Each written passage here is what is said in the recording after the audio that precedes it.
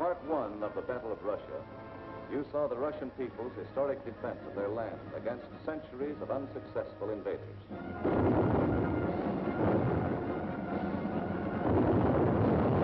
You also saw how after 5.5 months of Nazi blitz,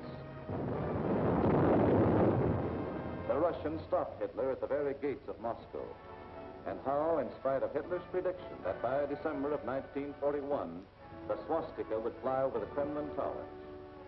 December had come, but it wasn't the swastika that flew over the Russian capital, and it wasn't the Nazi conquerors who marched through the streets of the ancient city, but fresh reserves of the Red Army on their way to reinforce and relieve the front lines.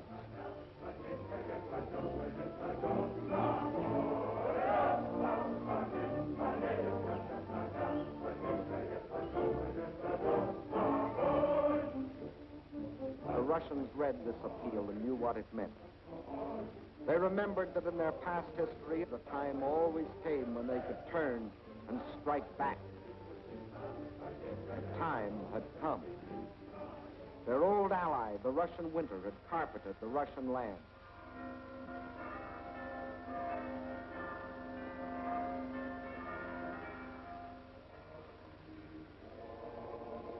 And while in the churches of Russia, men of God prayed for victory against the invader,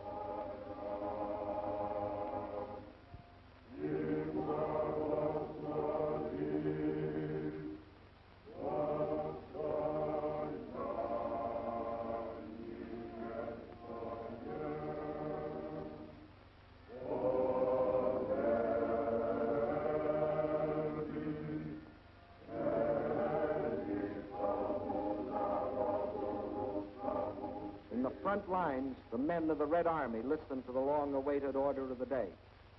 The whole world is looking to you to destroy the German horde. The war you are fighting is a war of liberation, a just war. Death to the German invaders. Fighter command ready. Bomber command ready. Parachutists ready. Artillery in position. Tanks manned. Cavalry in position.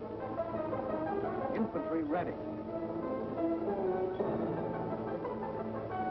Beyond those hills is the enemy. Alive! Alive! Alive! Alive! Alive!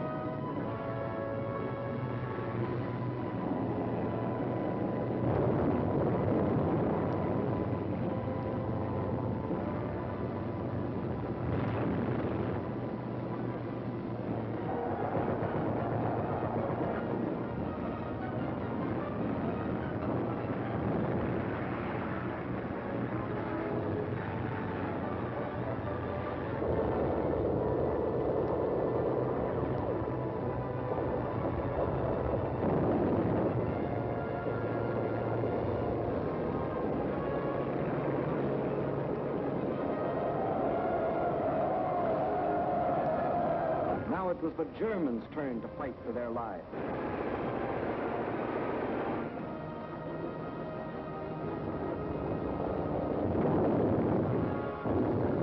Now, for the first time, it was the German army that retreated.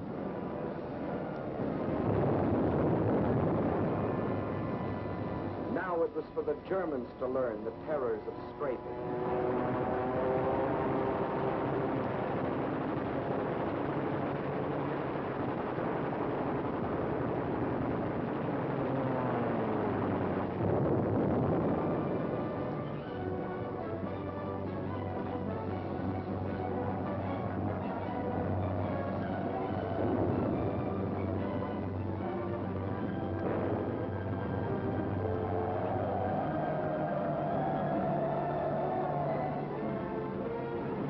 Village after village, town after town, on the Red Army swept through the country which for days and weeks had been under the invaders' yoke.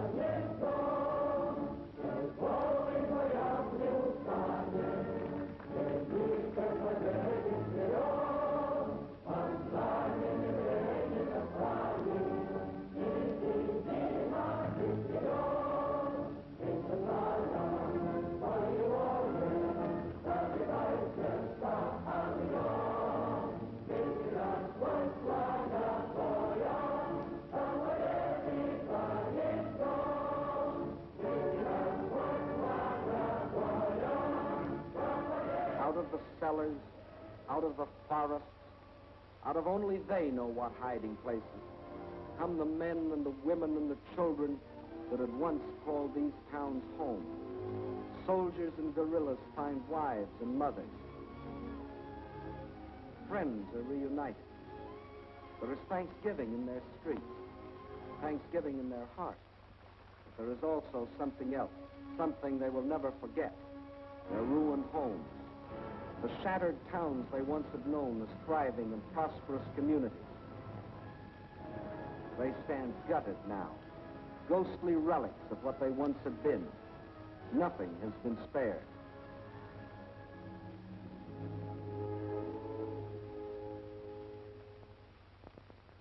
This was a museum, the former home of Peter Tchaikovsky, a man who wrote music for Russia. Music that sought the heart of his own people. And because it found that heart, it found the hearts of people everywhere. This piano concerto.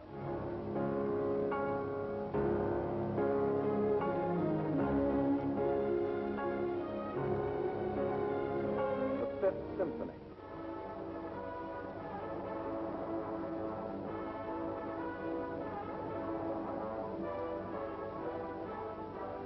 The Sixth Symphony.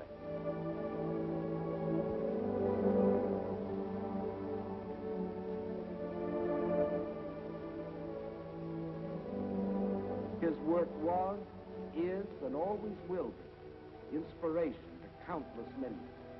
But it brought only one inspiration to the Nazis: vandalism.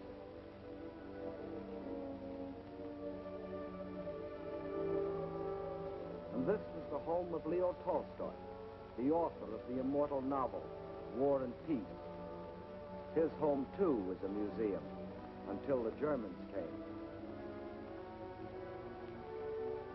And this is Tolstoy's grave. If the Nazis buried nearby had read his famous book, they would have learned their fate beforehand. But there were other dead the Nazis didn't bury. Russian dead. They weren't soldiers, and they weren't killed in battle.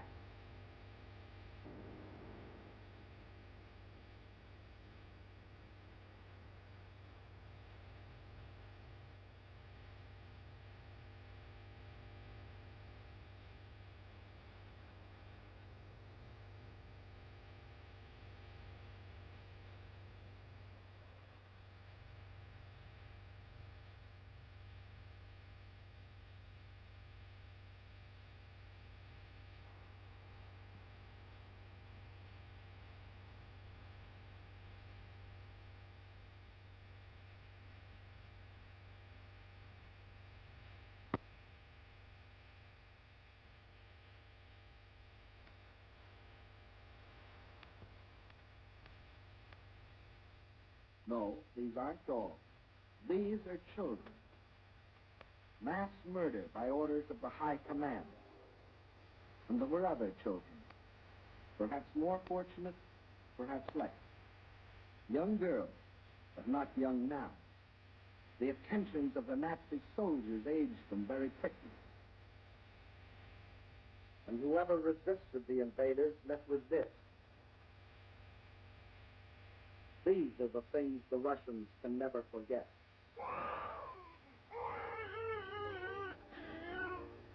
These are the things the Russians will never forget. These are the reasons why every Russian pledged his life to uphold this sacred oath.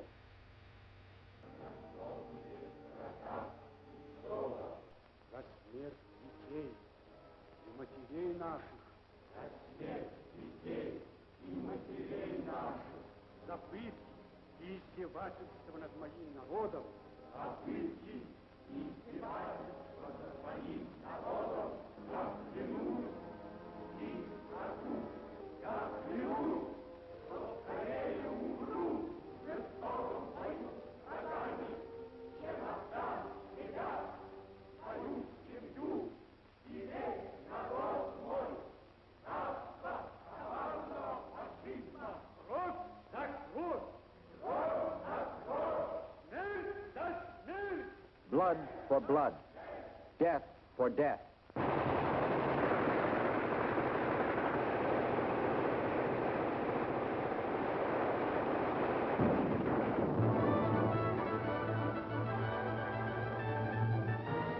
That is the reason the Russians smashed on, deeper and deeper, along the entire front from Rostov to Leningrad. Nowhere could the tide of Russian pressure be stopped. And by spring of 1942, this area was delivered from the Germans. But this was not the important result. Not that this town or that village was retaken, but that the whole legend of Nazi invincibility had been shattered. German armies could retreat too. German armies could be defeated. German troops could be captured.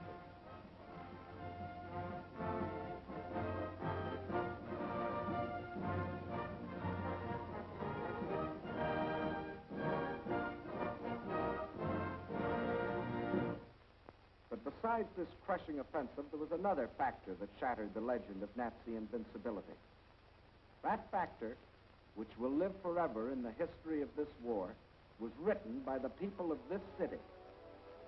A city now called Leningrad after the leader of the Russian Revolution, Lenin, and which before that was called Petrograd in honor of its founder, Peter the Great. A city which today, with the exception of Moscow, is the most important center in the Soviet Union because some of Russia's largest industries are centered here, and also because it is Russia's principal port on the Baltic Sea and the base for its Baltic fleet. Here, as throughout the Soviet Union, on June 22nd, word came of the attack. But here, the city was only a few miles from German lines. And while the men of the Red Army and the Baltic Fleet moved out to meet the enemy, behind them another army was formed. An army whose weapons were shovels instead of rifles. An army of men. An army of women. An army of children. Feverishly, they dug the trenches, threw up barricades, built defenses, prepared themselves for the worst. They knew that they too were in the front line. They weren't wrong.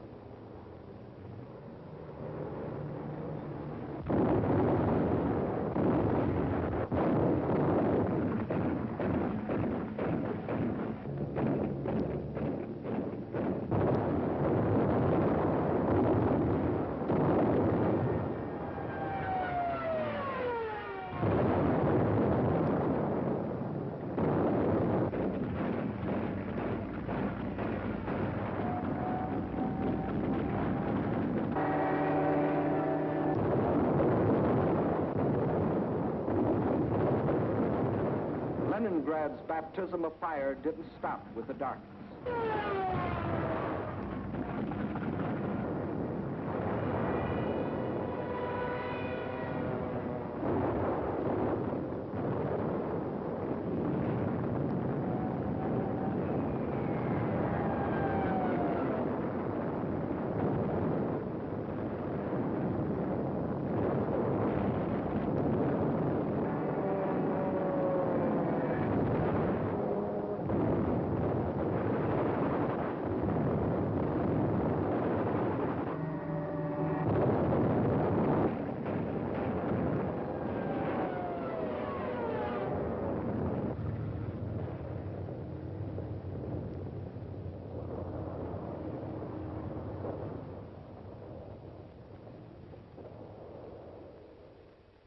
Finally, the morning comes, and the people of Leningrad dig themselves out from the ruins.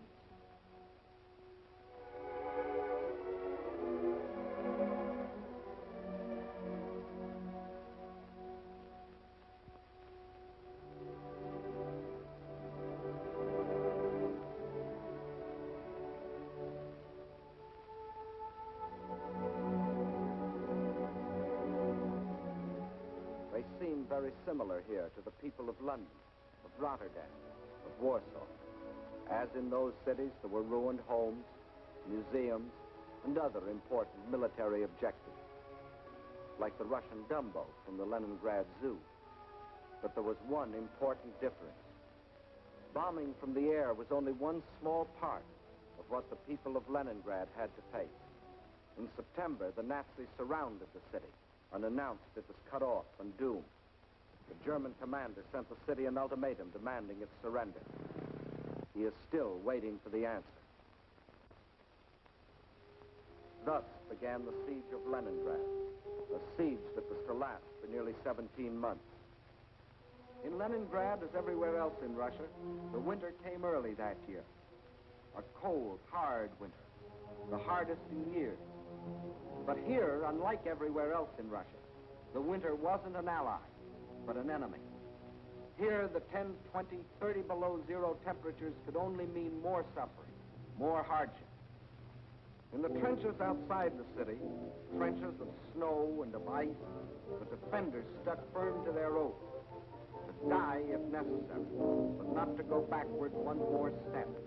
And the enemy, in spite of all its efforts, was stopped at the very gates of the city.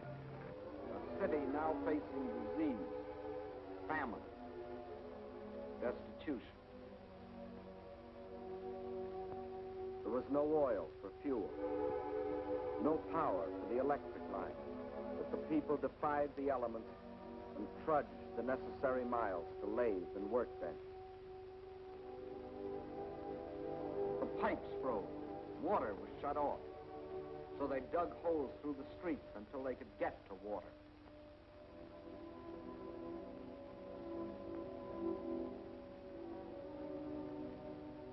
There was no food, and the whole city went on starvation rations. A factory worker got 8 ounces of bread a day. Everyone else, child and adult alike, only 4.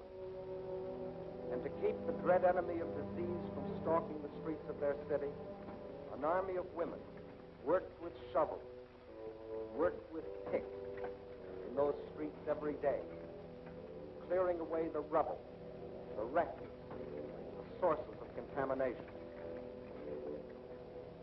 Bombs from the air couldn't force the defenders of Leningrad to surrender. Winter couldn't do it. Hunger couldn't do it. So the Germans decided to shell them into surrender.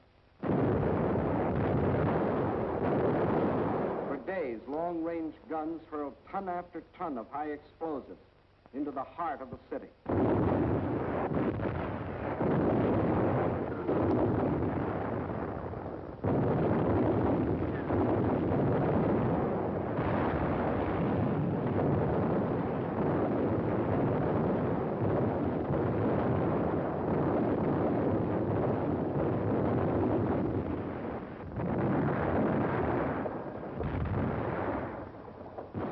The more the people of Leningrad were shelled, the harder they worked.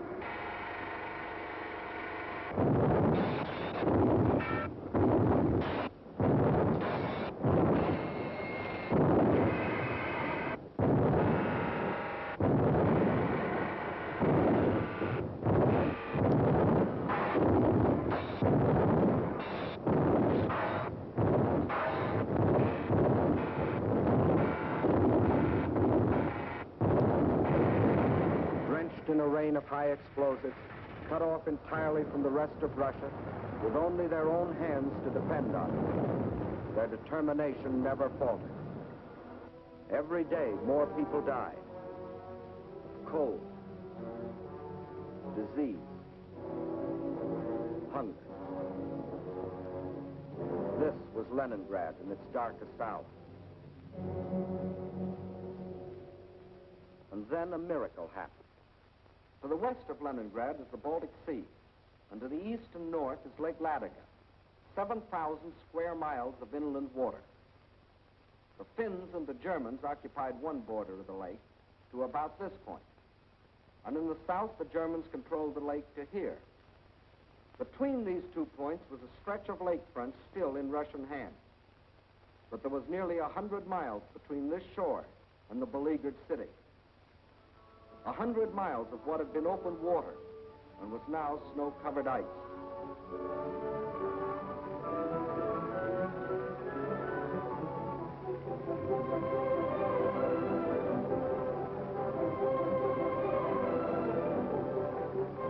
Across this frozen surface now went tractors, sledges, carving a road across the lake.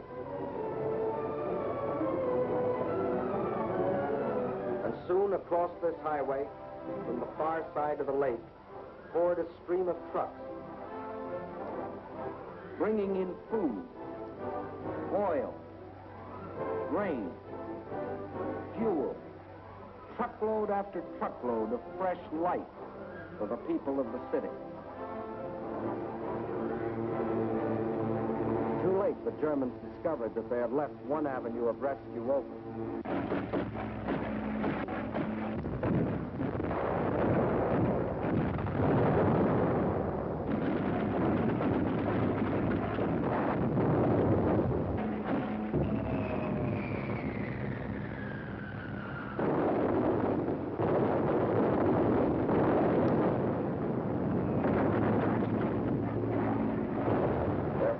Bombed the road, but the trucks kept rolling, by day and by night.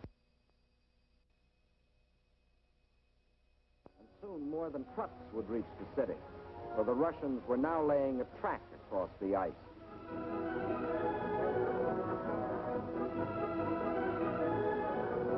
To the heroes of Leningrad, says the inscription on this locomotive as it starts its pioneer voyage.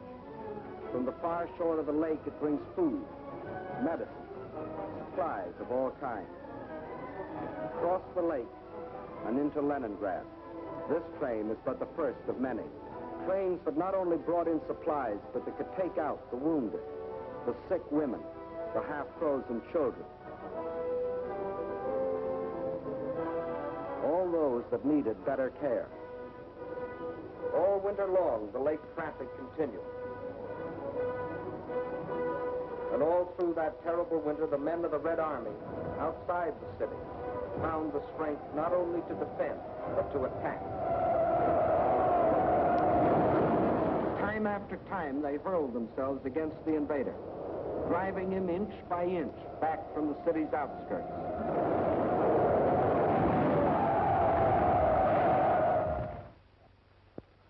And then spring came. Spring.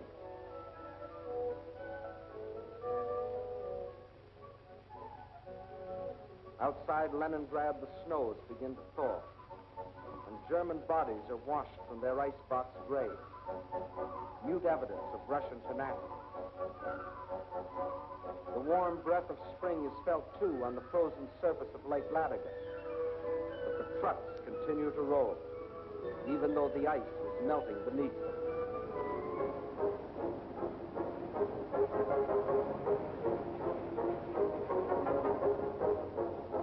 Spring, as it invariably does, comes to the city, too.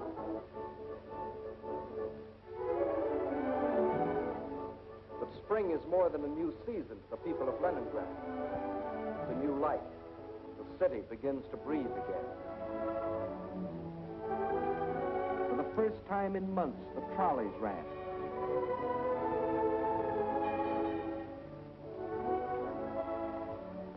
That first day, it seemed that every man and woman and child in the city had to go for a ride.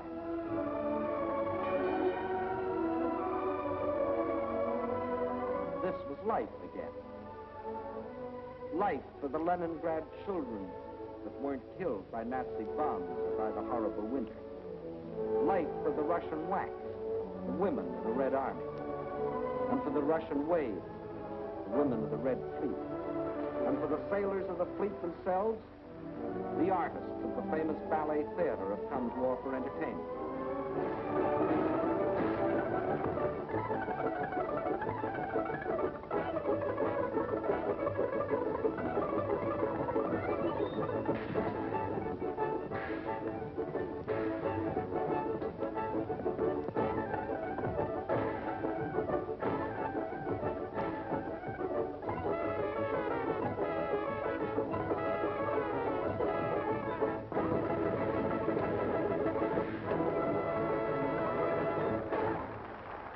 Spring is here. Summer is coming. And Leningrad is still free. Although some Germans did finally succeed in getting into the city. But under different circumstances than they had anticipated.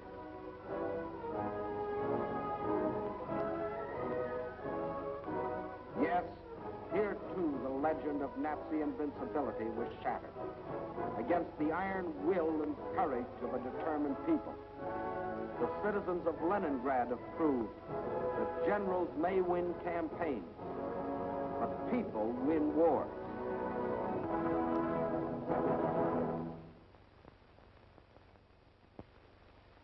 By summer of 1942, new posters were appearing in the streets of Moscow. Posters that greeted and welcomed their allies. Allies whose help was already arriving in Russian ports. Allies whose friendliness had sent drugs and food and warm clothing to help sustain them in their darkest hour. But in spite of all this, the staff of the Red Army knew that they still faced the most powerful enemy in history, and that that enemy would attack again. But when this attack came, the whole German strength was to be concentrated on one objective: the Caucasus and oil. The Caucasus Mountains represent one of the toughest military obstacles in the world. Towering peaks rising to heights of as much as 18,000 feet, with only one practical highway traversing them. And Baku, the biggest oil field, is on the other side. To reach Baku, the only feasible military route was along the coast to the Caspian Sea. But the map shows what a dangerously extended supply line this would entail. To make the operation a success for the Germans, the first necessity was control of the northern hub of the rail lines of the area and a new base of operations. That hub was the Volga River port we have come to know well, Stalingrad, named for Russia's present leader. The pride of this generation of Russians, for it was their city, built in their time. With the capture of Stalingrad, the Nazis would have a base from which to launch a flanking attack on Moscow. With one master stroke, the Russian armies to the south would be cut off from help. And in the north, Russian factories, Russian farms, and Russian armies would be practically cut off from Caucasus oil, and also from American and British supplies, which were shipped to Russia through Iran and Iraq. German control of the entrance to the Volga and its two main ports, Astrakhan and Stalingrad, would be a crippling blow for Russia. For the Volga is the vital artery through which flowed the lifeblood of supply. Early in May, the German offensive began along a front extending from Kursk to the Crimea. Within 2 weeks, the Nazi steamroller had overrun the Kerch Peninsula, although 2 months more were to elapse before embattled Sevastopol finally fell, giving the Nazis complete control of the Crimea and the southern route to the Caucasian oil fields. Next, they started to drive further north and drove through to the Don River in the area of Voronezh, then spread south and east until they occupied the whole area from the Don River south to Rostov. This left them in perfect position to strike against Stalingrad. Further and further south, the drive plunged on. And by the end of August, they had captured the oil fields at Maykoff, needless to say, first demolished by the Russians, and reached the northern Caucasus. Yes, the Germans were only a few miles from their goal, the oil fields at Baku. But two barriers still stood between them: Russian mountains and Russian determination. The people of the Caucasus joined with the army to form an unshatterable wall against the full onslaught of the attack.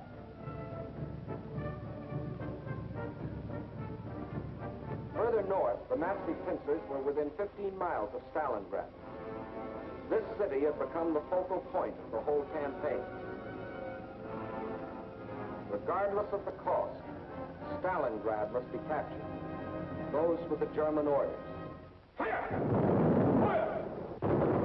German guns, German bombs shattered the city into pieces.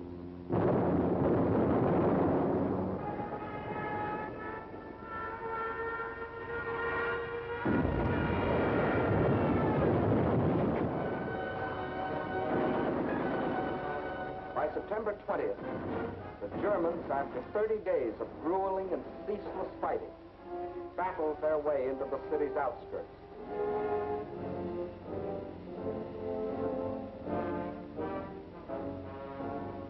By the end of the month, their drive had carried them through the whole northwest section of the city and into occupation of part of the center, including the railroad station.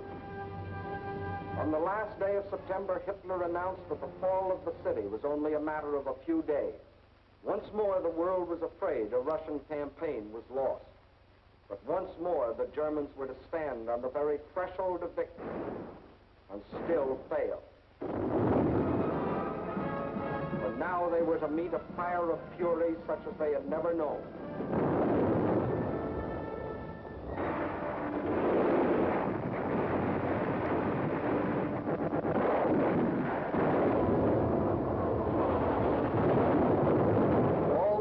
Before, the battles waged in the streets of Kiev, Rostov, Odessa, Sevastopol, these were all preludes to what happened in Stalingrad.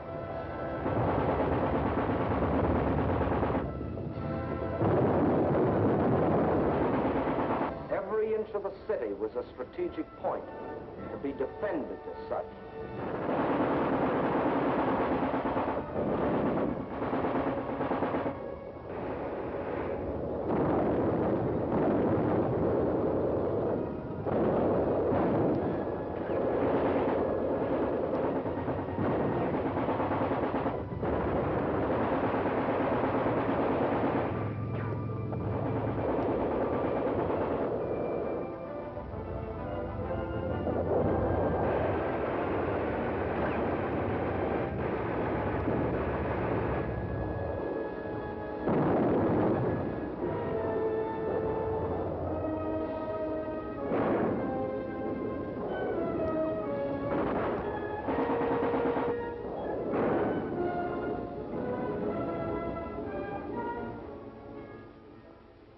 By the end of October, snow covered Stalingrad.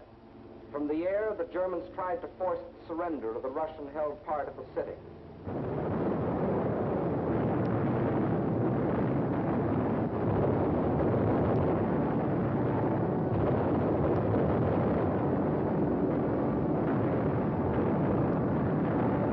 At the same time, the battle of the streets continued.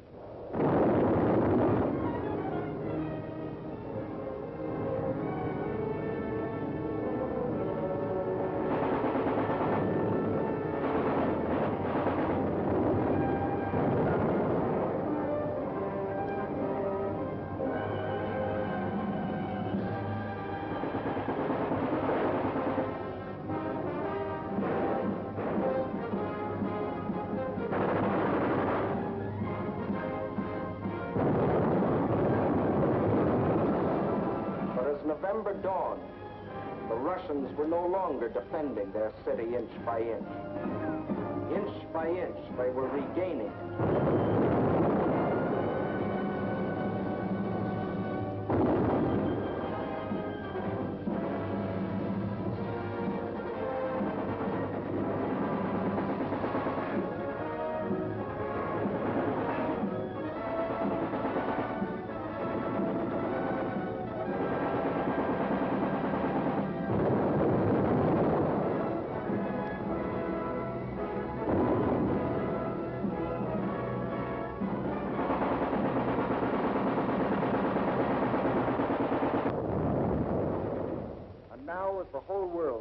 admiration of the city of steel, the ticker tape brought us breathtaking news.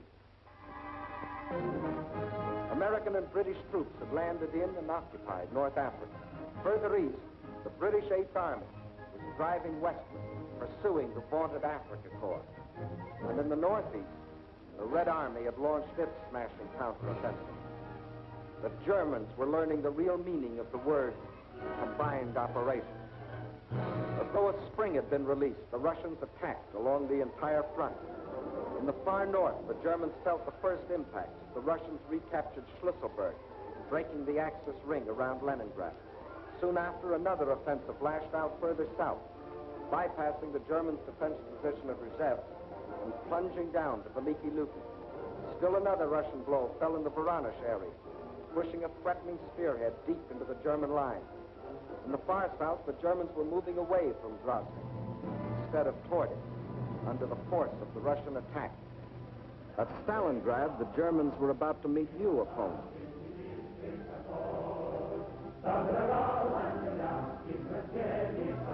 Fresh reserves were arriving from far Siberia. They had been stationed there in case of trouble with the Japanese. Now these troops had been transported to relieve the embattled defenders of Stalingrad.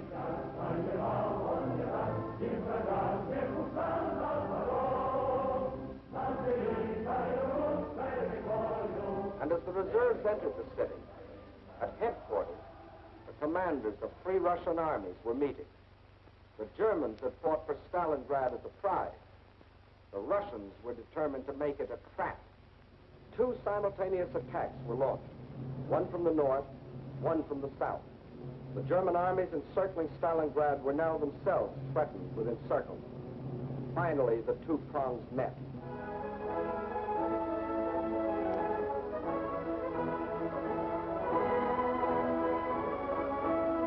These battle-hardened soldiers of the Northern Army and soldiers of the Southern were emotional as children as they greeted each other. They knew this meeting meant the salvation of Stalingrad and of their country. And on this Christmas of 1942, the people of the Soviet Union can celebrate with happy hearts. They have received a most precious gift from the men of their army, the assurance of ultimate victory. Just as in our hometowns, it is the Children's Day in Moscow. It is a happier Christmas this year. Today, there are no German bombers overhead.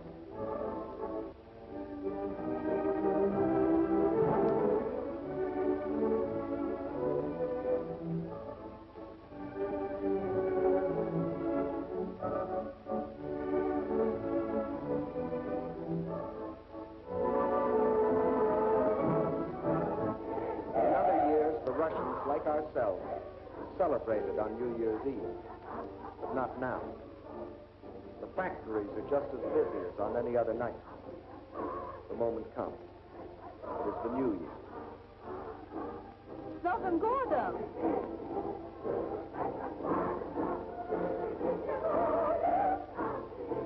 And at the front, the greeting is the same, up to a point. С Новым годом, гвардейцы! Огонь!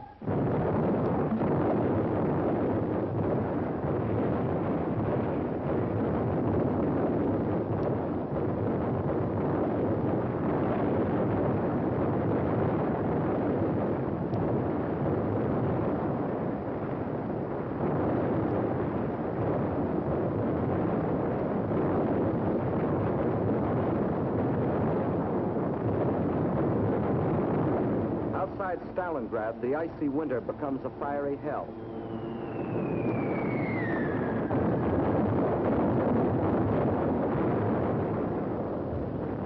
Here are concentrated the latest in Russian equipment. Flamethrowers, ice gliders, used here by shock troops to capture airfields in advance of the main army. Rocket guns, Katyusha, the Russians call them.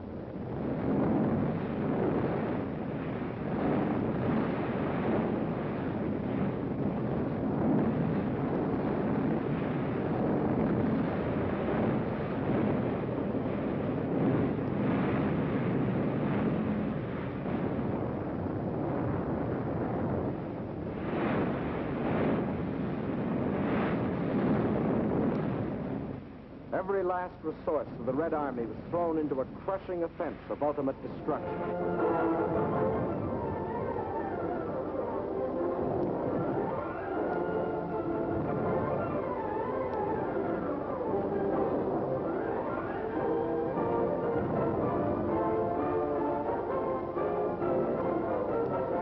This was Kyle and Kessel with a vengeance. But the Nazis were getting Kessel instead of the Russians.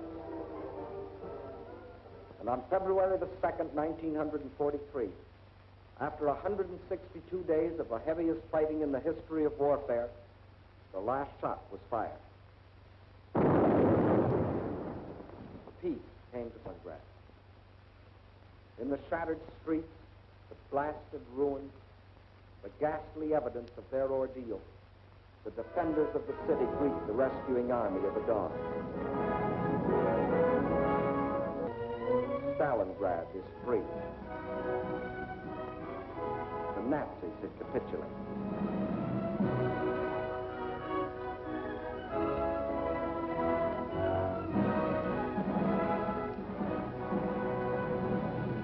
The German generals who had been ordered by Hitler to take Stalingrad regardless of the cost, and who had obediently promised that the city would be his, these generals, 24 of them, who had covered themselves with such glory and such medals on the fields of Poland and Norway and France, they now had only their past glory to comfort.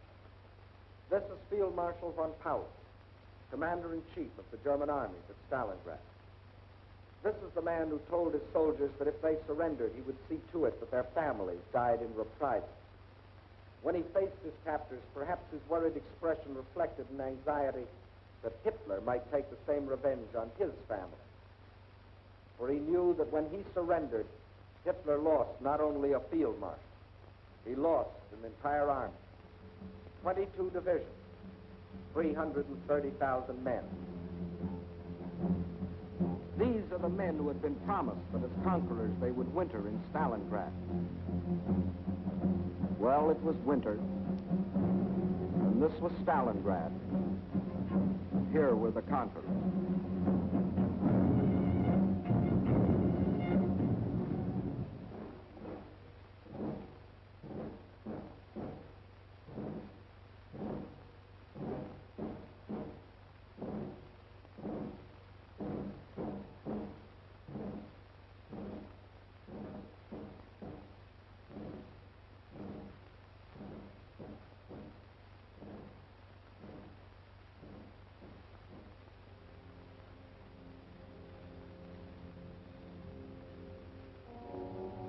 And when another spring broke over the Russian countryside, the results of the winter were clear. The invader had been driven back far beyond the lines he had occupied a year earlier. 185,000 square miles of Russian land had been freed. And in this winter campaign of 1942, the Axis powers had lost 5,090 planes, 9,190 tanks, 20,360 guns, 30,705 machine guns, more than 500,000 rifles, 17 million shells, 128 million cartridges, vast stores of other materials, and 1,193,525 men, of whom 800,000 were dead. That is the story to date of the German attempt to conquer Russia. In 1941, they tried for Moscow and failed. In 1942, they tried for the Caucasus and failed. In 1943, and for as many more years as necessary, they will not only be resisted wherever their failing power strikes, but they will be attacked, attacked, and attacked by these united people of these united nations.